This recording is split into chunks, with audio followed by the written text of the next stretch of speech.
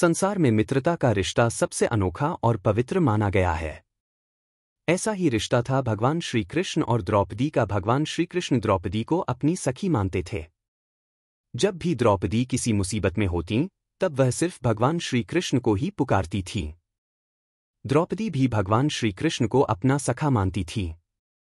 द्रौपदी पांचाल देश के राजा द्रुपद द्वारा किए गए यज्ञ में यज्ञकुंड से उत्पन्न हुई थी। यज्ञकुंड से उत्पन्न होने के कारण द्रौपदी को यज्ञसेनी नाम से भी जाना जाता है।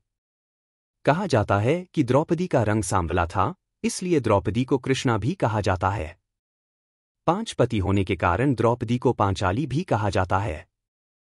राजा द्रुपद अपनी पुत्री द्रौपदी का विवाह श्री कृष्ण से करवाना चाहते थे, लेकिन द्रौपदी श्री कृष्ण को अपना सखा मानती थी और कृष्ण भी द्रौपदी के प्रति सखा सा स्नेह रखते थे। द्रौपदी और श्री कृष्ण के बीच जब मुलाकात हुई तब भगवान श्री कृष्ण ने द्रौपदी को अर्जुन के बारे में बताया और कहा कि वह आर्यों में श्रेष्ठ हैं और तुम्हारे लिए उत्तम है। इस तरह भगवान श्री कृष्ण के कहने पर ही द्रौपदी का मन अर्जुन की तरफ आकर्षित हुआ था। श्री कृष्ण और द्रौपदी दोनों मित्रतापूर्ण व्यवहार करते थे।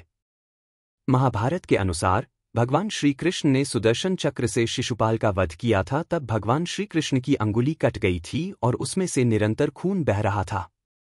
तब द्रौपदी ने तुरंत अपनी साड़ी का पल्लू फाड़कर भगवान श्री कृष्ण की अंगुली पर पट्टी बांधा था। तब श्री कृष्ण ने कहा था कि मैं इस बात को हमेशा याद रखूंगा और भविष्य में इस साड़ी के टुकड़े की कीमत जरूर चुकाऊंगा।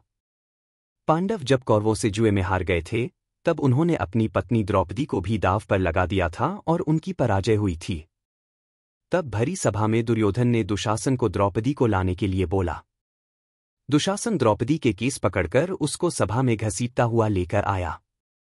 तब दुर्योधन ने दुशासन से द्रौपदी का चीरहरण करने के लिए कहा और जब दुशासन द्रौपदी की तरफ बढ़कर चीरहरण करने लगा तब द्रौपदी ने हाथ जोड़कर आंखें बंद करके भगवान श्री कृष्ण को याद किया। तब भगवान श्री कृष्ण ने द्रौपदी के द्वारा बांधी गई साड़ी का कर्ज चुकाते हुए उस समय द्रौपदी की लाज बचाई थी।